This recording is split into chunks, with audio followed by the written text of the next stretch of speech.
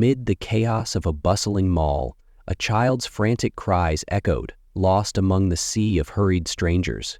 But what happened next would restore hope in a way no one could have foreseen. The sound of laughter and chatter filled the air as families moved through the mall, clutching shopping bags and soaking in the weekend buzz. Barron walked through the crowd, blending in, though a few people here and there turned their heads, recognizing him. He had learned to tune that out by now. For him, it was just another day. His focus was on finding the perfect gift for his mom, something personal, something special. As he passed by the toy store, something unusual caught his attention. A small boy, maybe 5 or 6, stood by the entrance, clutching a stuffed dinosaur. His face was flushed, tears streaming down his cheeks. He kept looking around, his head jerking in every direction, clearly panicked. Barron stopped, his brows furrowed. He scanned the area quickly, expecting to see a frantic parent rushing toward the boy, but there was no one. People walked by, glancing at the boy, some with concern, but no one stopped. It was almost as if everyone assumed someone else would handle it. The boy cried out, "Mommy, where are you?" His voice cracked, and it hit Barron right in the chest. He couldn't ignore it. He took a step closer, kneeling slightly to meet the boy's eye level. "Hey, buddy," he said softly, careful not to scare him. "Are you lost?" The boy nodded, hiccuping through his tears. "I can't find my mom." Barron glanced around again, his height giving him a clear view over the crowd. Still no sign of anyone searching frantically. "What's your name?" he asked gently. "Leo," the boy whispered, clutching the dinosaur tighter.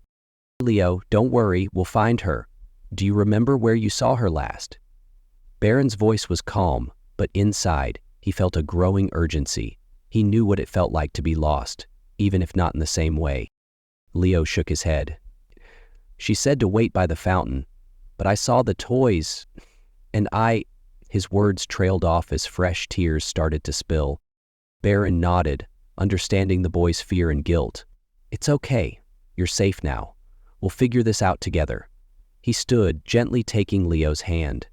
He could feel how small and fragile it was in his own. As he led the boy toward the central fountain to start their search, a voice in Barron's mind questioned what would happen next. Would they find Leo's mom quickly, or was this the start of something much bigger? Barron led Leo carefully through the crowd, keeping the boy close to his side. The fountain was only a short walk away, but the mall seemed more chaotic now. Shoppers moved in waves, their footsteps quick, their conversations overlapping into a constant hum. Barron glanced down at Leo, who clung to his stuffed dinosaur in his hand like they were the only things keeping him safe. "Do you remember what your mom was wearing, Leo?" Barron asked, trying to keep his voice steady and calm. Leo sniffled and thought for a moment. "A blue sweater and jeans, I think." "A blue sweater," Barron repeated, scanning the faces of women around them as they walked. But the mall was packed, and spotting someone in a specific outfit felt like finding a needle in a haystack. As they reached the fountain, Barron paused. He had expected to see someone there, someone who matched Leo's description, pacing nervously, searching the crowd. But there was no one. Just more people rushing past, oblivious to the small boy and the teenager trying to solve a problem far bigger than either of them expected. "We'll wait here for a bit," Barron said, kneeling again to meet Leo's eyes. "Maybe your mom is looking for you and she'll come back." Leo nodded, his grip on Barron's hand tightening. "Do you think she's mad at me?" His voice was small, barely above a whisper. "No," Barron said firmly. "She's probably just really worried about you. Parents get scared when they can't see their kids, but it's not your fault. We'll find her." The boy's face softened a little, though his tears didn't stop completely. End of poem. Barron's eyes darted around again. A woman with a stroller walked by, looking frazzled. A group of teenagers laughed loudly near the escalators. A man on his phone gestured wildly as he spoke. Nobody looked like they were searching for a lost child. He felt a pang of frustration. Why wasn't anyone helping? Why did everyone just walk by without stopping? He thought about calling security, but the lines at the information desk earlier had been long, and waiting might waste precious time. Instead, he decided to take action. "Let's try something," Barron said. He pulled his phone from his pocket, quickly opening the flashlight app. He waved it in the air, catching the attention of a few people nearby. "Hey, excuse me," Barron called out to a group of women standing near a bench. "This little guy is lost. Have any of you seen a woman wearing a blue sweater, maybe looking for her son?" The women exchanged glances before shaking their heads. "Sorry, no," one of them said, giving Leo a sympathetic look. Barron nodded, a little disappointed but determined to keep going. He turned to a man pushing a cart of cleaning supplies. "Sir, have you seen a woman with a blue sweater around here? She might be looking for a little boy." The man paused, thinking for a moment. "No, but you should try the security desk. They can make an announcement."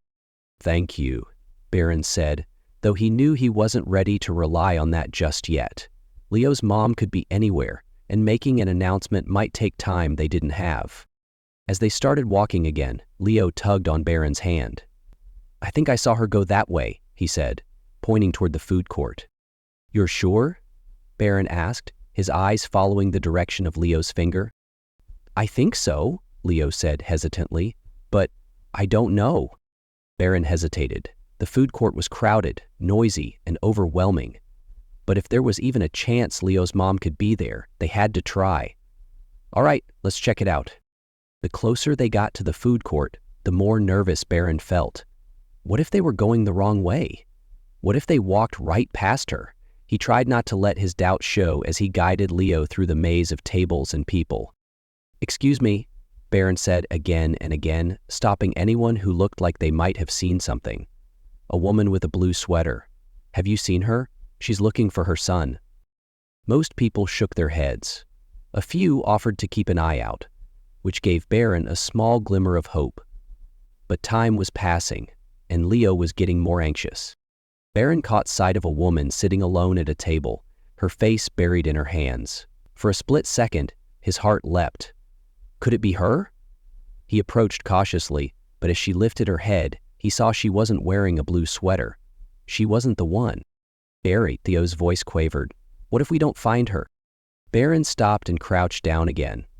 "We will," he said, his voice steady despite the knot in his stomach. "I promise you, we won't stop until we do." Leo nodded, his trust in Barron unwavering. That trust made Barron even more determined. Somewhere in this sea of people, a mother was searching desperately for her son. He just had to figure out how to bring them back together. Barron felt the weight of responsibility pressing down on him as they continued through the crowded food court. The hum of conversation, the clinking of trays, and the occasional burst of laughter made it nearly impossible to focus. Leo held onto his hand tightly, his little fingers trembling. Barron's mind raced, searching for a solution. And then it happened. A woman in a blue sweater burst into the food court, her head swiveling frantically as she scanned the crowd. She was holding a phone in one hand, her other hand clutching her chest as if trying to steady her breath. Her face was pale, her eyes red and filled with panic. It was as if the whole world paused for a moment when Barron saw her. "Leo!" she screamed, her voice cracking with desperation. Leo froze, his head snapping toward the sound.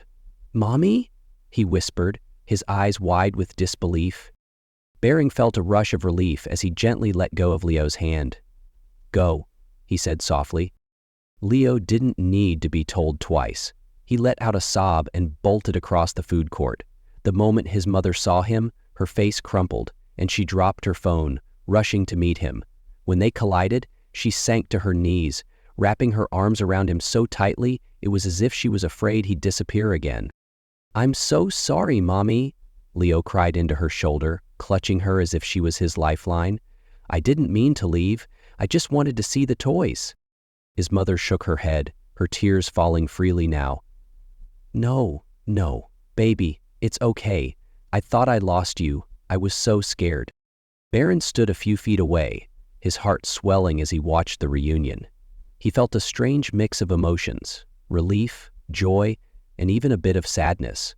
It reminded him of how precious family connections were, something he didn't always get to experience the same way in his own life. The scene was so moving that even strangers nearby stopped to watch. A few people wiped their eyes, while others smiled softly, moved by the raw emotion in front of them. As Barron turned to leave, Thinking his part in the story was over, Leo's mom looked up and spotted him. Her tear-streaked face lit up with gratitude as she stood, still holding her son close. "Wait," she called out, her voice shaky. "Are you the one who stayed with him?" Barron stopped, a little embarrassed by the sudden attention. I couldn't leave him alone." She walked over to him, Leo still in her arms. Her hands were trembling as she reached out to take Barron's. "Thank you," she said, her voice breaking. "I don't know what I would have done if something had happened to him. You have no idea what this means to me." Barron shrugged, feeling a little awkward under her intense gratitude. Anyone would have done the same. But the woman shook her head firmly. "No. People walked past him. They didn't stop. But you did. You cared. That's not something everyone does." Leo looked up at Barron, his eyes still red but now filled with admiration. "Thank you," he said softly. "You're my hero." Barron didn't know what to say. The words hit him harder than he expected, filling him with a sense of purpose he hadn't felt before. He managed a small smile. "I'm just glad you're okay." As the mother and son walked away, reunited and safe, Barron stood there for a moment, letting it all sink in. He realized that sometimes, even small actions, like stopping to help a lost child, could create a ripple effect far greater than he could imagine. And in that moment, he knew he'd done something that mattered. As Barron stood in the middle of the bustling food court, watching Leo and his mom embrace, a wave of emotion washed over him. The chaos of the mall seemed to fade away for a moment. It was as if the world had paused to witness this one tender reunion. Nearby, people began to gather, their curiosity turning into quiet admiration as they realized what had just happened. A woman holding a tray of food wiped away a tear and smiled at Barron. "That was such a beautiful thing you did," she said softly. A man with a toddler on his shoulders gave Barron a nod of respect. "Not everyone would stop to help," he said. "You should be proud." Barron wasn't sure how to respond. He wasn't used to this kind of attention. "I couldn't leave him," he said, his voice almost apologetic. "He was so scared." "Most people would have walked right past him," the man said, "but you didn't. That says a lot." Leo's mom was still hugging her son, her body shaking with sobs of relief. As she held him close, she glanced over her shoulder at Barron again, her expression full of gratitude. Slowly she stood and walked back toward him, Leo still clutching her hand. "Please, wait," she said, her voice trembling. "I don't even know your name." Barron hesitated for a moment, unsure if he should introduce himself, but the sincerity in her eyes pushed him to speak. "It's Barron," he said quietly. "Barron," she repeated, as if committing it to memory. Her voice cracked as she continued. "What you did today, I don't have words. You saved my son. You didn't have to, but you did. Thank you doesn't feel like enough." Leo looked up at Barron, his small face still damp with tears. "You didn't let me feel alone," he said softly. "Thank you."